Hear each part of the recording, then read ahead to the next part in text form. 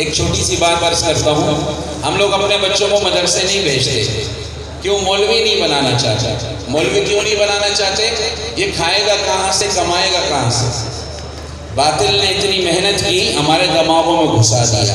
اس کو مولوی بنا رہے ہو، کوئی ہنر سکھاؤ، کوئی فن سکھاؤ، کوئی ڈگری ہو، کوئی ٹیکنیکل کام ہو، کوئی ڈپلومہ ہو، ڈاکٹر بنے، انجینئر بنے، دنیا کی دوڑ میں آگے جائے۔ مولوی بنا رہے ہو، کھائے گا کہاں سے، کمائے گا کہاں سے؟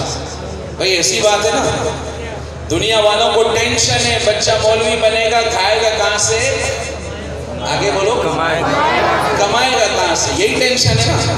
اب مزے کی بات سنو، 8 سال یہ مدرسے میں پڑھتا ہے، سب اس کے پیچھے پڑے ہوتے ہیں۔ مجھے بہت فون آتے ہیں طلباء کے، مولوی صاحب کیا کریں؟ وہ تو پڑھتے رہو، ان کی باتوں کو چھوڑ دو، پڑھتے رہو پڑھتے رہو۔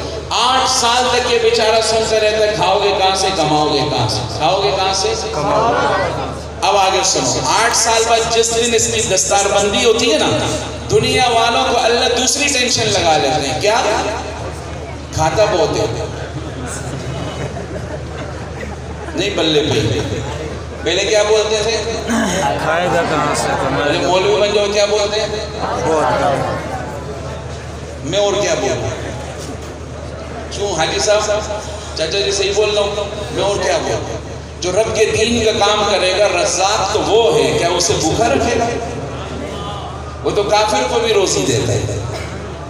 تو انشاءاللہ ہم اپنے بچوں کو مدارس بھیجیں گے، اور تم نہیں، تم تو خود بچے ہو، بچوں والے بولو۔